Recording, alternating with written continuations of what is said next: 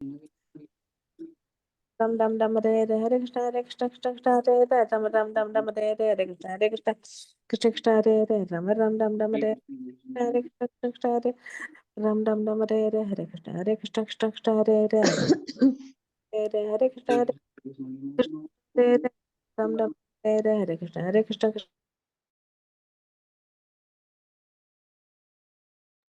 हरे कृष्णा। आप सभी भक्तजनों का स्वागत है आज के सत्र में। तो आज है 18 जनवरी। सत्र का शुभारंभ हम पहले जगत गुरु शीला प्रभुपाद जी की आज की कोट के साथ करेंगे। जगत गुरु शील प्रभुपाद की जय।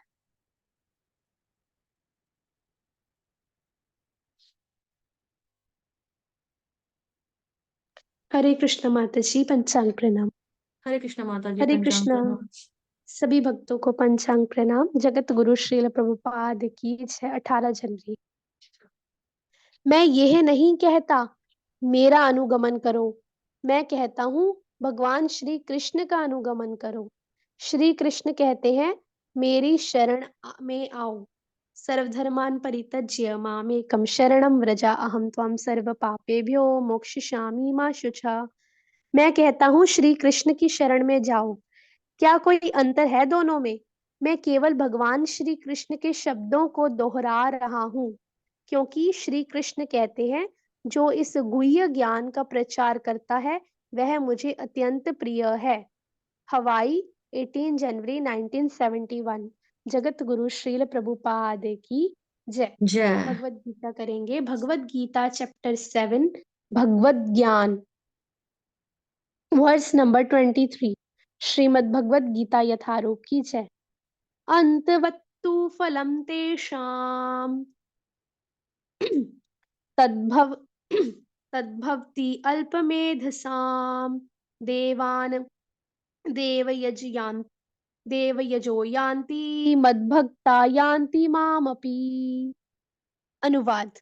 अल्प बुद्धि वाले व्यक्ति देवताओं की पूजा करते हैं और उन्हें प्राप्त होने वाले फल सीमित तथा क्षणिक होते हैं।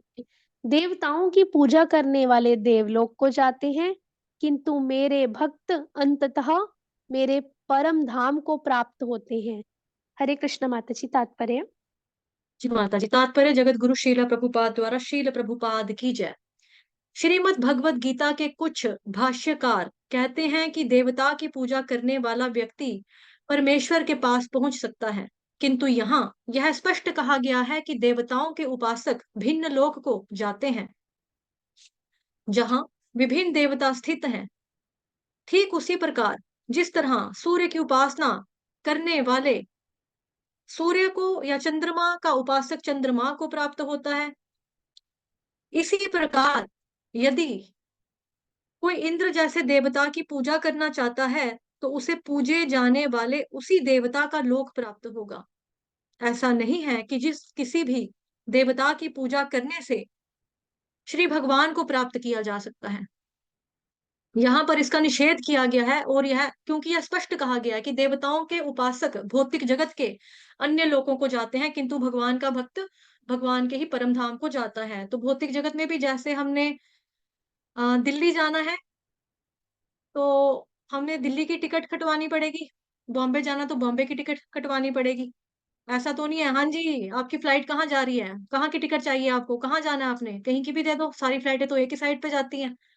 ऐसा हुआ है कभी? कहीं की भी टिकट कटवा लो सभी फ्लाइट दिल्ली में ही जाएंगी, ये तो नहीं होता। तो उसी तरह से यहाँ पे बताया जा रहा है कि स्पष्ट कहा गया कि देवताओं का उपासक भौतिक जगत के अन्य लोगों को जाते हैं, किंतु भगवान का भक्त उनके ही यानी कि भगवान के ही परम धाम में जाता है। तो भगवान का धाम कैसा है? ना तद्भासयते सूर्यो ना शशांको न पावकः यद् गत्वा निवर्तन्ते तद्धाम परमं मम। श्रीमद् भगवद गीता 15वां अध्याय का 6 नंबर का श्लोक था, वर्स नंबर 6, कि भगवान कहते हैं कि जो मेरा परम धाम है वहां पर एक बारी कोई आ जाएगा तो फिर वापस कभी नहीं जाएगा। परमानेंट सुख है वहां पे, असीम सुख, परमानेंट सुख। और ना तद्भासयते सूर्यो ना शशांको ना पावकः, ना तो वहां पे आर्टिफिशियल लाइट्स की जरूरत है, क्योंकि वहां पर सूरज चांद की भी जरूरत नहीं है। तो क्या वहां पे अंधेरा है? अंधेरा नहीं है। भगवान की आध्यात्मिक बॉडी का जो प्रकाश है उससे वो चकाचौंध रहती है, पूरा चमकता रहता है वहां पे। यहाँ यह प्रश्न उठाया जा सकता है कि यदि विभिन्न देवता परमेश्वर के शरीर के विभिन्न अंग हैं, तो उन सबकी पूजा करने से एक ही जैसा फल मिलना चाहिए। किंतु देवताओं के उपासक अल्पज्ञ होते हैं। अल्पज्ञ मतलब कम दिमाग वाले, क्योंकि वो ये नहीं जानते कि शरीर के किस अंग को भोजन दिया जाए। उनमें से कुछ इतने मूर्ख होते हैं कि यह दावा करते हैं कि अंग अनेक हैं, अतः भोजन देने के ढंग अनेक हैं। ठीक है, अब जैसे 9 द्वार है हमारे, लेकिन जो ये वाला द्वार है, मुंह वाला द्वार, मुख द्वार, इसी में हम खाना डालेंगे ना। अब कोई नाक की नसों में खाना डाल ले, कोई सोचे मेरा सिर बड़ा कमजोर है, सिर में बड़ी दर्द होती है, मैं सिर के ऊपर खाना रख दूंगा, यहाँ संतरे केले छोड़ दूंगा यहाँ से खाना अपने आप सिर खा लेगा। ऐसा होता है? नहीं होता ना, क्योंकि खाना हम मुंह में डालेंगे पूरी बॉडी को लगता है। आपकी स्किन भी अच्छी रहती है, हेल्दी रहती है, बाल भी आपके अच्छे से काले घने लंबे निकलते हैं, है ना। और शरीर जो होता है वो भी ग्रो करता है, ऐसा नहीं है कि उसकी ग्रोथ रुक जाती है। तो जिस तरह से पेड़ की जड़ में पानी देने से पूरा पेड़ जो है वो हरा भरा हो जाता है, ठीक उसी तरह से जैसे हम मुंह में खाना डालते हैं पूरी बॉडी को लगता है, ठीक उसी तरह से जब हम भगवान श्री कृष्ण की उपासना करते हैं तो देवी देवता की ऑटोमेटिकली उसके अंदर आ जाती है, अलग अलग से करने की जाने की जरूरत नहीं है। उनमें से कुछ इतने मूर्ख होते हैं कि वो ये दावा करते हैं कि अंग अनेक हैं, अतः भोजन देने के ढंग अनेक हैं, किंतु यह बहुत उचित नहीं है। क्या कोई कानों से या आंखों से शरीर को भोजन पहुंचा सकता है? ठीक है, वह ये नहीं जानते कि ये देवता भगवान के विराट शरीर के विभिन्न अंग हैं, और वे अपने अज्ञानवश यह विश्वास कर बैठते हैं कि प्रत्येक देवता पृथक ईश्वर है तथा परमेश्वर का प्रति योगी है। न केवल सारे देवता अपितु सामान्य जीव भी परमेश्वर के अंग यानी कि अंश हैं। ठीक है, जैसे हम कहते हैं हम भगवान के अंश हैं, तो सारे देवता भी भगवान के अंश हैं, सारे जीव भी परमेश्वर के अंग यानी कि अंश हैं। श्रीमद् भागवतम महापुराण में कहा गया है कि ब्राह्मण परमेश्वर के सिर है, क्योंकि उनका काम क्या है? एजुकेशन लेना, एजुकेशन देना। जो ज्ञान होता है पहले वो उसको अर्जित करते हैं, उसके बाद वो अपना दिव्य ज्ञान जो होता है, जो उन्होंने अर्जित किया होता है, वो आगे बांटते हैं। अपने पास जफ्फा मार के नहीं रख लेते ज्ञान को, ये ज्ञान आज से मेरा हुआ। तो इस तरह से वो आसक्ति में नहीं बंधते हैं। ज्ञान की आसक्ति भी हो जाती है किसी किसी को, पढ़ाई की आसक्ति भी हो जाती है, मैं नोट शेयर नहीं करूंगी, ये मेरे हैं, है ना। तो जो ब्राह्मण नेचर वाले होते हैं, जिनका स्वभाव ब्राह्मणिकल होता है, वो क्या करते हैं? भगवान जी के सिर से निकले हैं, इंटेलिजेंस, इंटेलिजेंट है वो लोग। तो वो क्या करते हैं? पहले ज्ञान को अर्जित करते हैं, आध्यात्मिक ज्ञान की प्राप्ति करते हैं, उनको इकट्ठा करते हैं, अर्जित करते हैं, फिर जो ज्ञान वो उनके पास आ जाता है वो दूसरों को बांटते हैं, स्प्रेड करते हैं, प्रचार प्रसार करते हैं। क्षत्रिय उनकी बाहें हैं। ठीक है, भगवान जी की बाहें को ना क्षत्रिय। तो हमारी जो क्लास है वो मतलब 4 ही क्लासेस होती हैं। वर्णाश्रम धर्म में देखा जाए तो ये जो मतलब वर्ण है, इसमें क्या आ गया जी आपका? ये आ गया ना, ब्राह्मण, शूद्र, वैश्य और क्षत्रिय। तो क्षत्रिय किसको बोला गया? भगवान जी की बाजू यानी कि भगवान की ताकत। वैश्य को ना उनकी कटी तथा शूद्र उनके पांव है। तो कई बार होता है कि जैसे 4th चैप्टर में भी हमने इसके बारे में अच्छे से डीप वे में चर्चा की थी कि यहाँ पर भगवान जी बिल्कुल भी जाति प्रथा के बारे में बात नहीं कर रहे हैं। ठीक है, भगवान ने जाति प्रथा को प्रोत्साहन या मतलब कि उसको एनकरेज नहीं किया है, ना ही भगवान जी ने जाति प्रथा बनाई है। भगवान जी ने समाज का मतलब इस तरह से वो व्यवस्था की है ताकि जिस व्यक्ति का जो स्वभाव है, जैसा स्वभाव है, उस तरह से वो समाज के लिए कंट्रीब्यूट कर पाए। मान लो कि मेरा स्वभाव ब्राह्मण वाला है, मेरा काम है कि मतलब मेरे को ज्ञान आए, मैं सुनूं, गुरुओं से सुनूं, मैं गुरुजन से शिक्षा लूं जाकर, उसके बाद मैं दूसरों में ये वो ज्ञान बांटूं। लेकिन अब मेरे को कोई बोले कि नहीं, तू ना बिजनेस क्लास में चली जा, तुम्हें बिजनेसमैन या वुमन बनना चाहिए।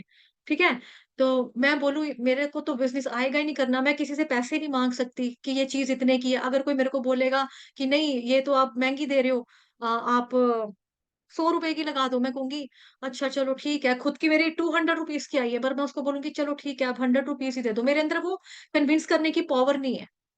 मेरे अंदर बार्गेनिंग को जो है कि मतलब कि नहीं जी, नहीं जी, नहीं जी, जैसे यहाँ से बार्गेनिंग हो रहा है, यहाँ से मैं भी, दुकानदार भी कहता है ना नहीं जी, नहीं जी, इतना होगा नहीं, इतना अपने का नहीं आया, मेरे मुंह से नहीं निकलता। तो फिर मेरे लिए ये जो वैश्य क्लास में जाना कहाँ से सही रहेगा? नहीं रहेगा ना। तो इसीलिए भगवान जी ने ये सेट किया है कि जिस व्यक्ति का जैसा नेचर होता है, जैसा उसका साइकोफिजिकल नेचर है, जैसा उसका स्वभाव है, गुण कर्म के आधार के ऊपर बेसिकली ये भगवान जी ने सेट किया हुआ है। ये उसका मतलब ये बिल्कुल भी नहीं ले कि भगवान जी ने जाति बना दी है। देखो देखो शूद्र बेचारे भगवान के पैर, छी छी छी छी, पाँव पाँव से निकले, पाँव से निकले, पाँव से निकले। ऐसा नहीं है। पाँव भी तो देखो कि किसके हैं, भगवान श्री कृष्ण के पाँव है। भगवान श्री कृष्ण के सिर में, पाँव में, बाजू में, कटी में कोई भी फर्क नहीं है।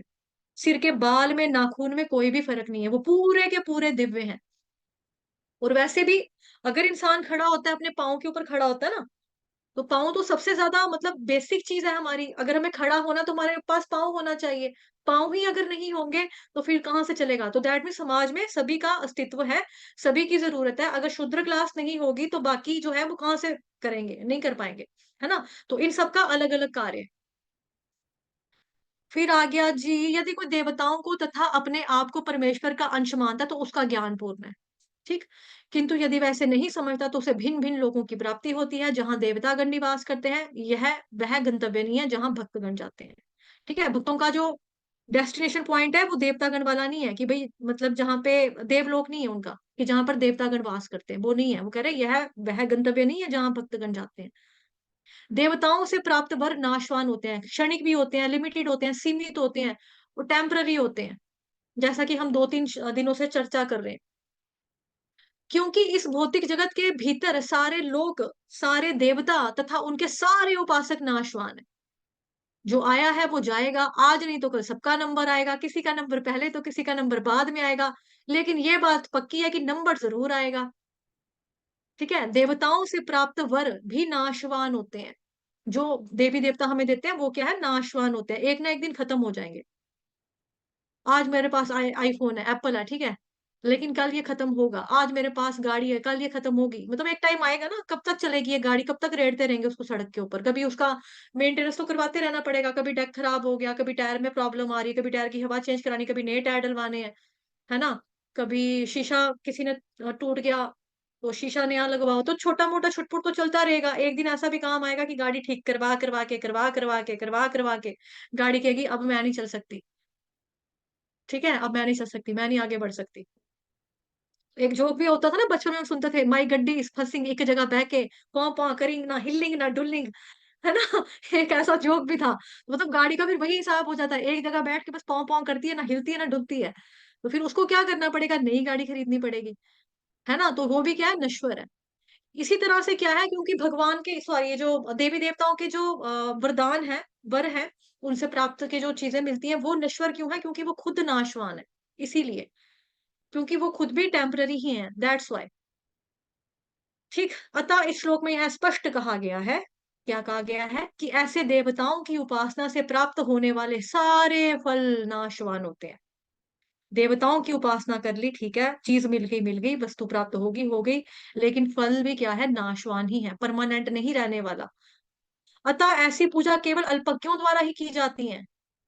अल्पज्ञों द्वारा ही की जाती हैं। जैसे मैंने आपको दिया था ना उदाहरण, कि शादी ब्याह के चक्कर में लोग क्या करते हैं? लड़की की शादी नहीं हो रही, लड़के की शादी नहीं हो रही, सड़क के ऊपर जी आप ये वो कर दो, ताला खोल के रख दो, निकाल दो ताला, ताले में चाबी डाल के रख दो, कोई आएगा ताला खोलेगा तो आपकी लड़की की किस्मत खुल जाएगी। उसका जो किस्मत अब बांधी हुई है, किसी ने शादी करने वाली किस्मत बांधी हुई है, वो खुल जाएगी।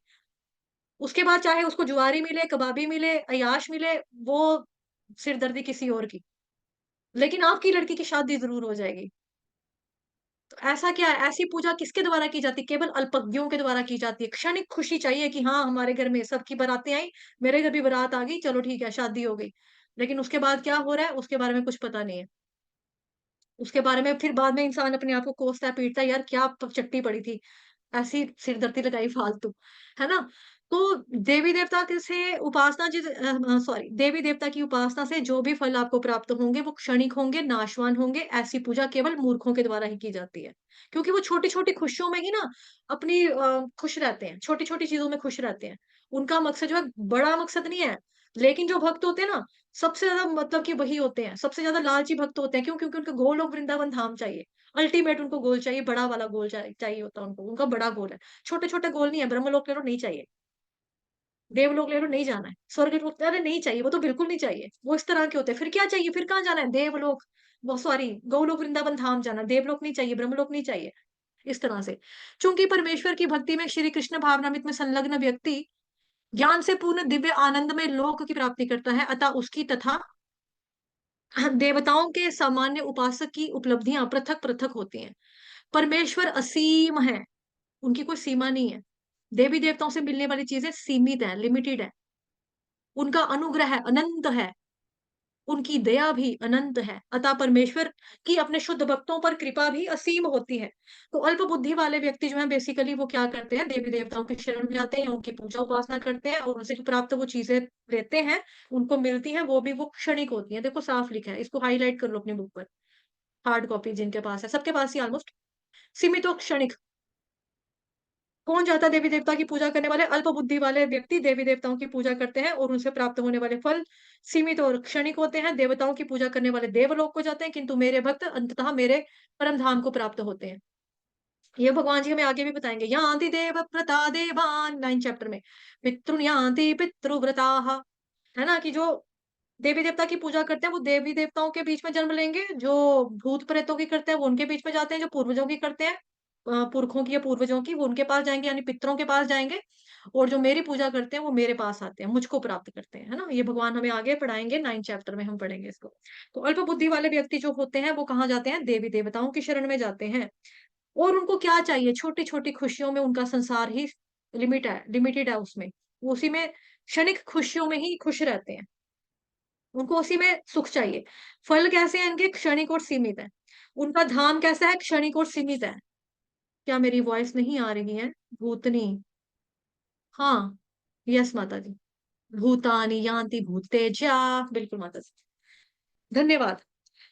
ठीक, तो फिर क्या करते हैं? उनका धाम जो था वो भी क्षणिक और सीमित ही होता है, और वहां से फिर नीचे संसार में वापिस ही आया जाता है, वापिस इंसान नीचे ही आता है। जैसे मैंने आपको क्या बोलते हैं अपना, कल आप लोगों को एग्जाम्पल नहीं दी थी उसकी, हवाई की। हवाई की एग्जाम्पल क्या दी थी मैंने, कि जैसे कोई व्यक्ति जैसे हम लोग दिवाली के ऊपर हवाई मतलब रॉकेट को आग लगाते हैं, शीशे की बोतल में रॉकेट को रखा, ये मानो शीशे की बोतल है, इसके अंदर मैंने रॉकेट को डाला, ठीक है, रॉकेट को डाला, उसके बाद मैंने उसके जो धागा या सुतली जिसको कहते हैं, माचिस की तिली लगा के आग लगाई, आग लगा कर क्या हुआ? वापस नीचे। तो क्या हुआ? पहले उसको आग लगी, वो ऊपर गई, ऊपर जाके धमाका हुआ, जो भोग था वो भोगा स्वर्ग में, उसको वापस नीचे। तो फिर क्या होगा? पुनरपि जननम पुनरपि मरणम पुनरपि जननी जठरे शयनम, इह संसारे बहुदुस्तारे कृपया पारे पाहि मुरारे, भज गोविंद भज गोविंद भज गोविंद मूढ़मते, भज मूढ़मते, है ना। तो देखो हमारा जो बहुत फेमस श्लोक है, हरेर नाम हरेर नाम हरेर नाम केवलम कलो नास्त्यैव नास्त्यैव नास्त्यैव गतिर्न्यथा, इसमें भी 3-3 बार बोला जा रहा है कि हरि का नाम हरि का नाम हरि का नाम लो। कलयुग में इसके अलावा और कोई उपाय नहीं है, नहीं है, नहीं है, 3-3 बार बोला जा रहा है। क्यों? क्योंकि हमें एक बारी में समझ में नहीं आता, इसलिए। तो शास्त्र में भी मालूम है कि हम लोग कलयुगी प्राणी ढीठ लोग हैं, हम लोगों को एक बारी में समझ में नहीं आता। तो यहाँ पर भी क्या बताया जा रहा है? भज गोविंदम भज गोविंदम भज गोविंदम मूढ़ मते, ओ मूर्ख, भज ले गोविंद का नाम ले ले।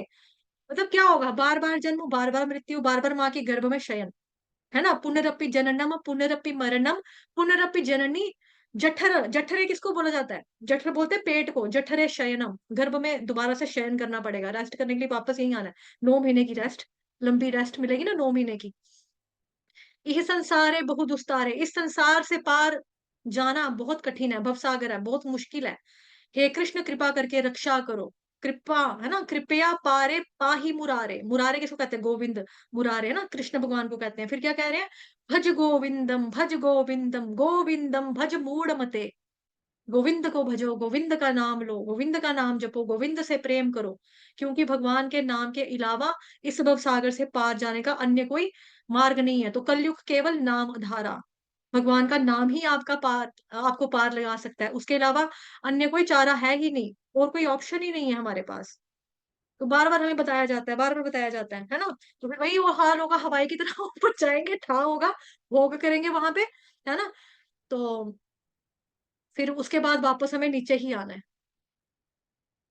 ते तं भुक्त्वा स्वर्गलोकं विशालं क्षीणे पुण्ये मृत्युलोकं विशन्ति, एवं त्रैधर्ममनुप्रपन्ना गतागतं काम कामा लभन्ते, काम कामा लभन्ते, जो काम कामा को ही लभते रहते हैं ना, उनके साथ फिर यही होता है, बार बार यही पे आना पड़ेगा उनको। जाएंगे, फल भोगेंगे, उसके बाद फल खत्म, पुण्य खत्म, वापस नीचे आ जाएंगे, ये चीज होगी। तो भगवान जी का जो धाम है वो परमानेंट है। जो भगवान के भक्त होते हैं, जैसे परम धाम को प्राप्त होते हैं, भगवान ने लिखा है यहाँ पे, बताया है ना, मेरे परम धाम को प्राप्त होते हैं मेरे भक्त, भगवान के भक्त भगवान के परम धाम सुप्रीम लोक को प्राप्त होते हैं, जहां से वापस कोई नहीं आता। तो भगवान की भक्ति पूजा करने से क्या होता है, भगवत भक्ति करने वाले को फल जो होता है वो परमानेंट मिलता है, अपोजिट हो जाता है। जैसे यहाँ लिखा ना, देवी देवता के जो फल होंगे वो सीमित होंगे, लिमिटेड होंगे और क्षणिक होंगे, टेम्पररी होंगे, लेकिन भगवान का अपोजिट है, सीमित नहीं है, कोई सीमा नहीं है। क्यों नहीं है? क्योंकि वो खुद असीम है। अभी तो पढ़ा हमने तात्पर्य में, भगवान असीम है। अब जिसकी खुद की कोई लिमिट नहीं है, वो देने में कैसे लिमिटलेस हो सकता है? अनलिमिटेड देने वाला, जब भी देता देता छप्पड़ फाड़ के। तो बेसिकली हमारे लिए मेन चीज क्या है, यही है कि अ, भगवान जी का धाम, उसको अगर हम प्राप्त करें, ठीक है, वो परमानेंट धाम है, शाश्वत है, परमानेंट है, वहां पर हमें सुख ही सुख है, वहां कुछ टेंशन नहीं है ऐसी। ये क्या हो गया? हरे कृष्ण कृष्ण कृष्ण हरे हरे, हरे राम राम राम हरे हरे। कृष्ण को ये फील की पाएगा थोड़ी को, एक मिनट। हरे कृष्ण कृष्ण कृष्ण हरे हरे, हरे राम राम राम हरे हरे। ये देखो मैं ये नीचे कर दी। उनकी कृपा भी असीम होती है। भगवान क्या है, उनकी दया भी अनंत होती है, सब कुछ अनंत है, वो परमेश्वर असीम है, उनका अनुग्रह अनंत है, उनकी दया भी अनंत है, अतः परमेश्वर की अपने शुद्ध भक्तों पर कृपा भी असीम होती है। ठीक है, तो ऐसा है, मतलब कि मतलब भगवान जी का धाम परमानेंट धाम, शाश्वत धाम। जो भक्त भगवान जी की भक्ति करते हैं वो भगवान जी के परमानेंट धाम, शाश्वत धाम में चले जाते हैं। और जो देवी देवताओं की उपासना है वो एक ऐसा बैंक है जिसमें पैसा लगाया तो कंगाल बना देगा, पैसा लगाया तो कंगाल बना देगा। भगवान बोल रहे हैं कि अल्प बुद्धि वाले लोग हैं ये, जो इस तरह से पूजा करते हैं उनकी। और देवता ही नश्वर है, तो उनके दिए हुए जो चीजें हैं वो कैसे परमानेंट हो जाएगी? उनका लोक नश्वर है, उनका वरदान नश्वर है, उनके दिए हुए तो ऐसे बैंक, उनका दिया हुआ अगर ऐसा है, ऐसी चीजें हैं, तो फिर ऐसे बैंक में हम पैसा क्यों इन्वेस्ट करें? क्यों इन्वेस्ट करेंगे? शुद्ध भक्तों को भक्ति में ही इन्वेस्ट करना चाहिए, शुद्ध भक्तों में ही इन्वेस्ट करना चाहिए, जो हमको ये ज्ञान दे रहे हैं उनमें ही हमें इन्वेस्ट करना चाहिए, उनको ही समय देना चाहिए ना, वहीं पे लगाना चाहिए पैसा हमें, जहां पे मतलब ठीक है। तो बेसिकली देखो, पैसा मैंने लगाया तो पैसा बेसिकली, मैंने ये मत सोचना कि पैसे से मेरा मतलब ये वाले पैसे से है, ये वाले पैसे से मेरा मतलब ये है। हरि नाम रूपी धन से मेरा मतलब है यहाँ पे, हरि नाम रूपी धन। हरे कृष्ण कृष्ण कृष्ण हरे हरे, हरे राम राम राम हरे हरे। इसलिए इससे है मेरा मान, मतलब मेरा मतलब नाम रूपी धन की बात हो रही है यहाँ पे। यहाँ पे भौतिक जगत के पैसे से, पैसे वाली बात नहीं हो रही है। ठीक है, अब कृष्ण जो है वो भी इच्छा पूरी करते हैं, लेकिन थोड़ा सा टाइम लगाते हैं, टाइम लगाते हैं। जैसा कि मैंने आपको पहले भी बताया था, जैसे कोई व्यक्ति अब भगवान जी से जहर मांगने आ गया, क्योंकि भौतिक वस्तुओं के बारे में मैंने कल परसों भी बताया था, ये क्या है, ये जहर के समान है, ये जहर के समान है भौतिक वस्तुएं। तो अगर कोई व्यक्ति कृष्ण भगवान जी के पास जहर मांगने के लिए आ गया, तो कृष्ण सोचते हैं मैं इसको जहर कैसे दे दूं, ये जहर मांगने आ गया, इसको जहर कैसे दूं मैं? तो पहले भगवान उसको योग्य बनाते हैं, उसको काबिल बनाते हैं जहर के, कि जहर प्राप्त करने की, ताकि अगर इसको जहर, इसको मैंने दे दिया तो ये जहर जो है ना, इसका कुछ बिगाड़ ना पाए, ये इतना शुद्ध हो जाए कि जहर को एंटीडोट के रूप में काम कर ले। क्योंकि कहते हैं ना, जहर ही जहर को काटता है, जहर ही जहर को काटता है, कहते हैं ना। तो भगवान उस वे में जहर देते हैं, फिर मतलब पहले हमको पक्का करते हैं, बनाते हैं। तो कृष्ण क्या करते हैं, ट्रेनिंग देते हैं हमको, ट्रेनिंग से गुजरने का थोड़ा सा समय वो लेते हैं, मतलब थोड़ा हमको टाइम देते हैं, ताकि हमारी ट्रेनिंग हो। जैसे ध्रुव महाराज, ध्रुव महाराज छोटे हैं, बच्चे हैं, अपनी जिद में आ गए, मेरे को ब्रह्मा जी से भी ज्यादा बड़ा राज्य चाहिए, क्यों नहीं बैठने दिया मुझे मेरे पिताजी की गोदी में, क्यों उतारा मुझे सुतेली मम्मा ने पिता की गोद से?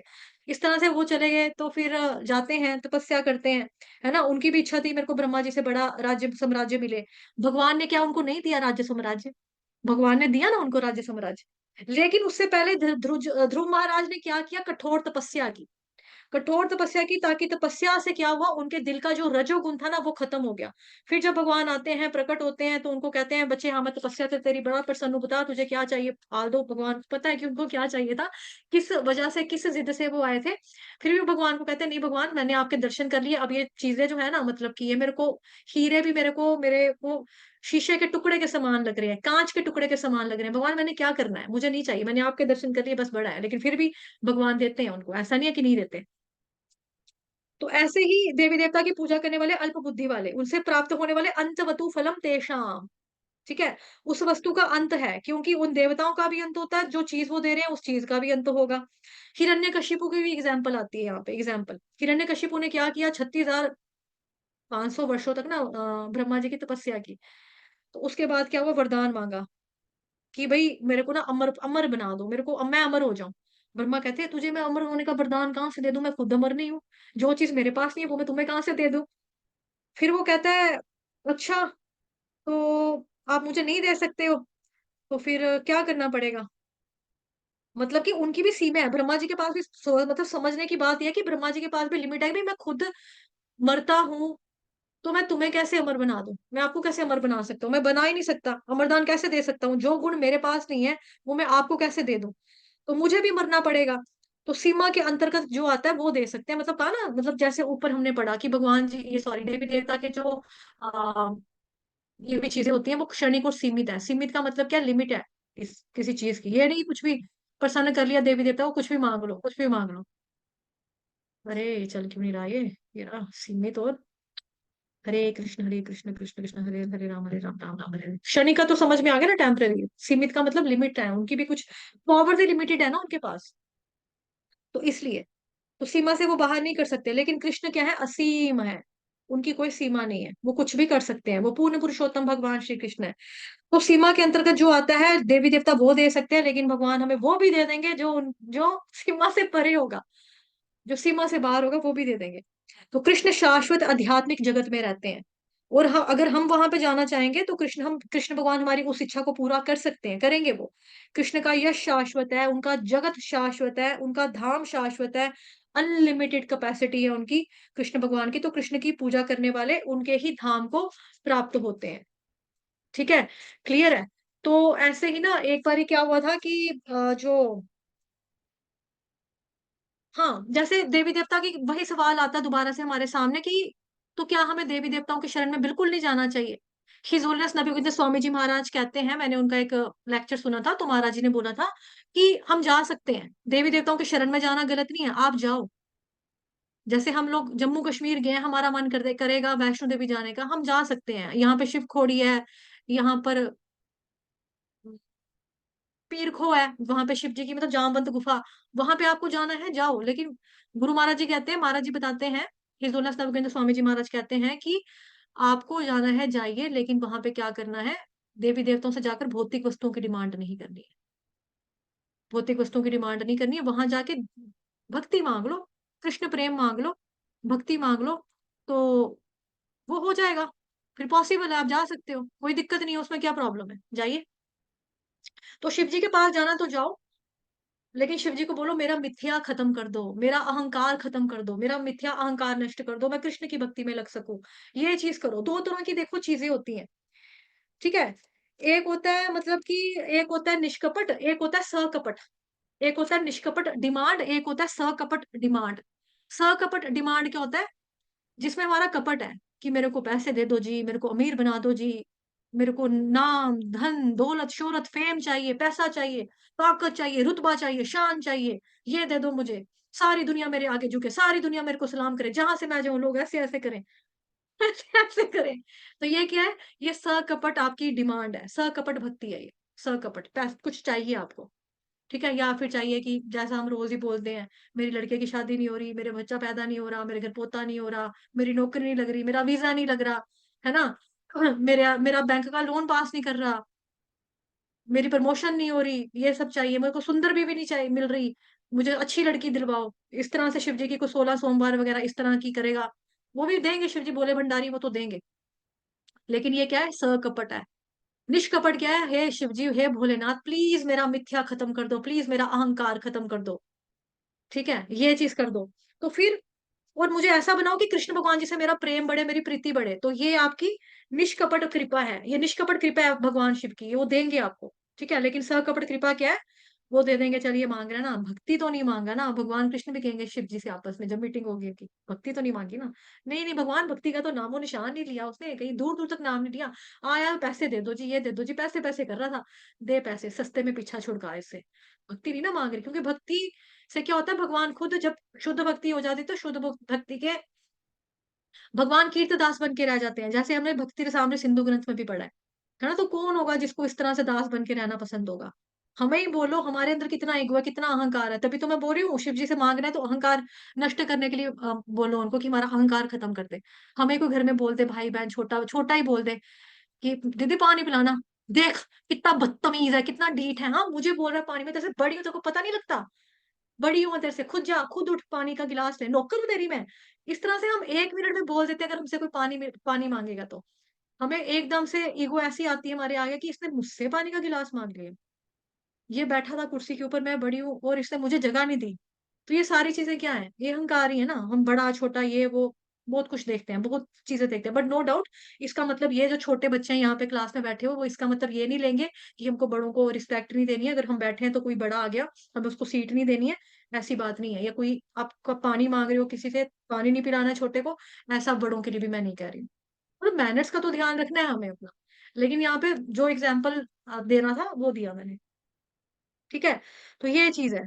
तो अल्पमेध साम, उनसे प्राप्त होने वाले फल सीमित और क्षणिक है, देवी देवता खुद भी क्षणिक और सीमित है, इसीलिए ठीक है। एक बार ऐसे ही क्या हुआ, प्रभुपाद जी जैसे यहाँ पे हमने पढ़ा ना अभी तात्पर्य में, प्रभुपाद जी ने यहाँ पे लिखा है, हरे कृष्ण कृष्ण कृष्ण हरे हरे, हरे राम राम राम हरे हरे। हम्म। कोई इंद्र जैसे देवता की पूजा करना चाहता है तो उसे पूजे जाने वाले उसी देवता का लोक प्राप्त होगा। ऐसा नहीं है कि जिस किसी भी देवता की पूजा करने से भगवान को प्राप्त किया जा सकता है। यहाँ पर इसका निषेध किया गया है, क्योंकि यहाँ स्पष्ट कहा गया है कि देवताओं के उपासक भौतिक जगत के अन्य लोगों को जाते हैं, किंतु भगवान का भक्त भगवान के ही परम धाम को जाता है। तो जहाँ की टिकट कटवाई होगी वहीं पर हम पहुंचेंगे। ऐसा नहीं है कि हम कहीं पर भी जाएंगे जाएंगे जाना चाहते हैं चीन, पहुंचेंगे पाकिस्तान, ऐसा थोड़ी ना होता है।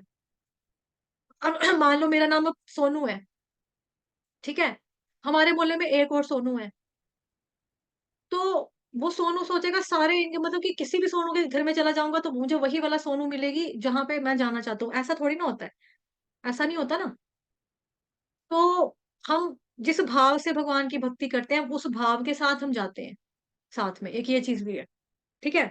तो ऐसे ही एक बार शीला प्रभुपाद जी को बोला कि किसी ने वही मतलब की बात की, मतलब दिल्ली की टिकट कटवाई तो दिल्ली में जाएगी ना सवारी, बॉम्बे की टिकट ली होगी तो बॉम्बे में जाएगी ना। ये क्या, ये फ्लाइट कहाँ जा रही है, मुझे टिकट दे दो, टिकट दे दो अंकल, हाँ टिकट कहाँ की कटवानी बेटा, कहीं की भी दे दो, कहीं की भी दे दो, कहीं की भी कैसे दे दो, किसी भी जहाज में बैठ जाओ, तो सारे जहाज दिल्ली जा रहे हैं क्या, हाँ सारे दिल्ली जाएंगे, ऐसा हुआ है कभी, नहीं होता। उसी तरह से एक बारी ना शीला प्रभुपाद जी के पास एक व्यक्ति आया, तो शीला प्रभुपाद जी ने उस व्यक्ति को बहुत अच्छे से समझाया। वो प्रभुपाद जी के पास यही स्लोगन लेकर आया था कि सभी रास्ते एक ही जगह पे जाते हैं, सभी रास्ते एक ही जगह पे जाते हैं। तो प्रभुपाद जी ने उसको समझाया कि जैसे उसने कहा कि स्वामी जी सारे रास्ते एक ही साइड एक ही ओर जाते हैं, सब रास्ते एक ही ओर जाते हैं। उसने बोला ठीक है, कैसे? जैसे कि अगर बीच में सरोवर हो, सरोवर राइट साइड से भी आ जाएगा, सरोवर लेफ्ट साइड से भी आ जाएगा, है ना। तो यहाँ से भी मिले तो भी सरोवर आएगा, वहां से भी मिले तो भी सरोवर आएगा, सामने से आ जाएंगे तो भी सरोवर आ जाएगा, तो सरोवर ही तो आना है हमें। तो इसीलिए यतो मत तथो पथ, कोई भी रास्ता ले लो आएगा तो सरोवर तक की। प्रभुपाद जी ने इसी चीज को थोड़ा सा और एक्सपेंड किया, उसकी यही वाली एग्जाम्पल को प्रभुपाद जी ने थोड़ा सा और विस्तार के एक्सपेंड किया। प्रभुपाद जी ने बोला हाँ बिल्कुल ऐसा हो सकता है, बिल्कुल हो सकता है, आप ठीक कह रहे हो सकता है कि अगर आप तालाब तक पहुंचना चाहते हो, आप नॉर्थ से भी आ सकते हो, आप साउथ से भी आ सकते हो, वेस्ट से भी आ सकते हो, ईस्ट से भी आ सकते हो, हर जगह से आ सकते हो, बिल्कुल आ सकते हो। लेकिन क्वाइट पॉसिबल कि अगर जो नॉर्थ से अगर कोई व्यक्ति आ रहा है, तो नॉर्थ में तो बड़ी बड़ी ऊंची ऊंची पहाड़ियां हैं, उस व्यक्ति को तो पहाड़ियां टाप टाप के चढ़ चढ़ के आना पड़ेगा, पहाड़ी पहले चढ़ेगा, उतरेगा, यूं करके आएगा। तो ऐसा पॉसिबल है कि पहाड़ियां चढ़ते चढ़ते उसका तो हार्ट फेल हो जाए, या पहाड़ियां वो चढ़ ही ना पाए, या उसके घुटनों में ताकत नहीं है ना। तो ऊंचे ऊंचे पहाड़ मिल जाए, पहाड़ों को पार करते करते करते करते करते करते शायद वो सरोवर तक ना पहुंच पाए, ऐसी पॉसिबिलिटी है ना, हो सकता है।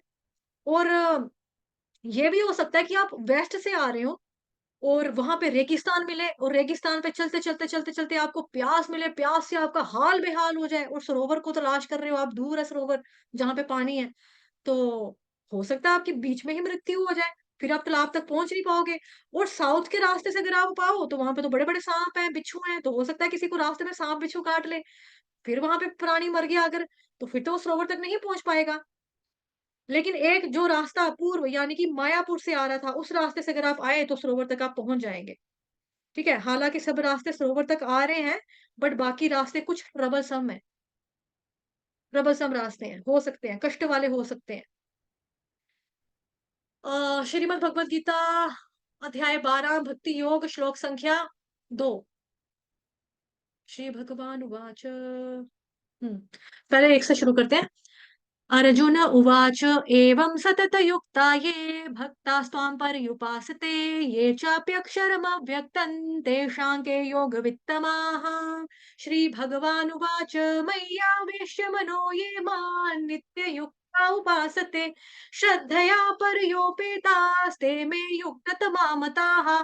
भगवान जी से अर्जुन ने पूछा पहला प्रश्न कि दो तरह के आपके भक्त होते हैं, एक होते हैं सगुणवादी जो आपकी साकार रूप में पूजा करते हैं, दूसरे होते हैं निर्गुणवादी जो आपको निर्गुण मानकर पूजा करते हैं। आपके फेवरेट कौन से हैं भगवान? तो भगवान दूसरे श्लोक में कहते हैं कि जो मेरी श्रद्धा पूर्वक भक्ति करते हैं, साकार रूप की करते हैं, सगुण रूप में करते हैं, वो मेरे फेवरेट है।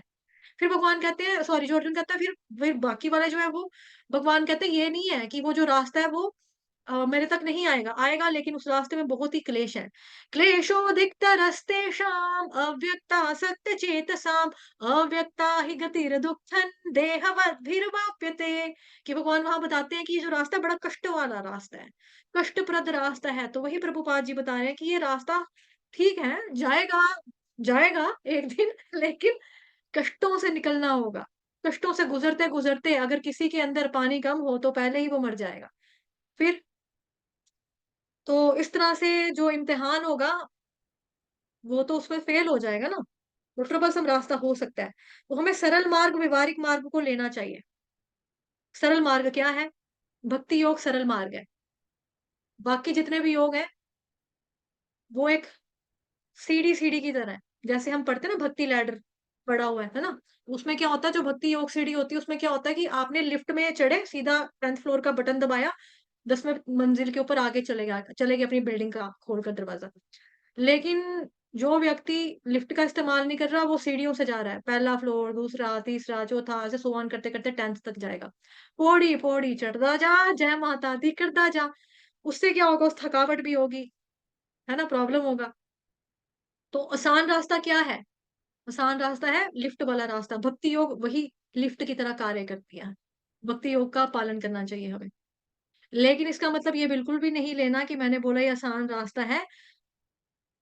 Bhakti is easy but not cheap.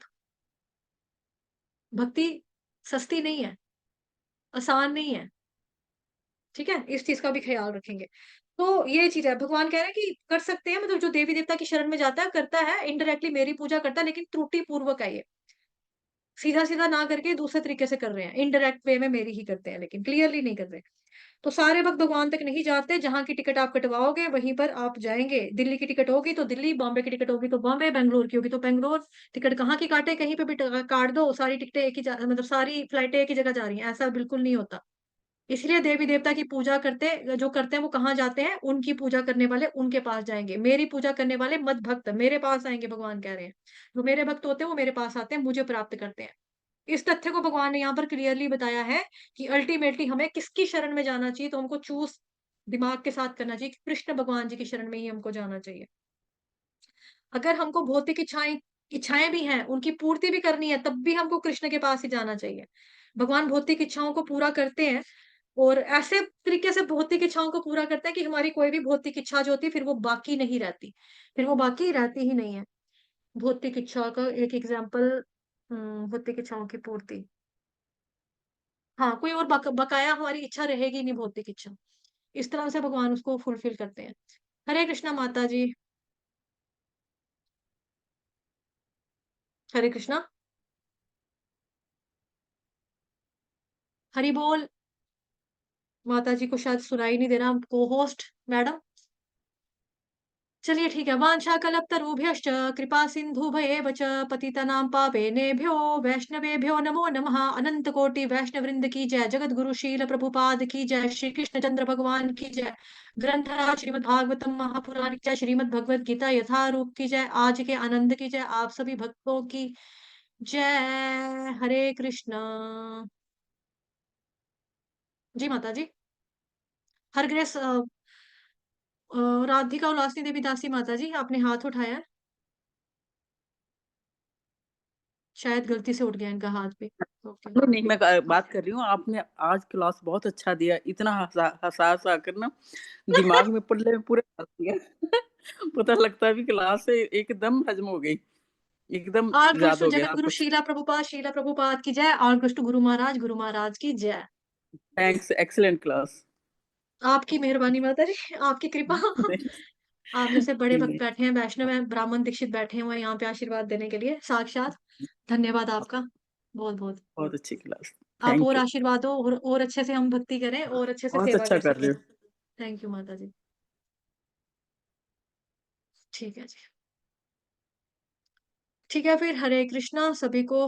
पंचांग प्रणाम। कल मिलते हैं सेम समय पर। हरे कृष्ण।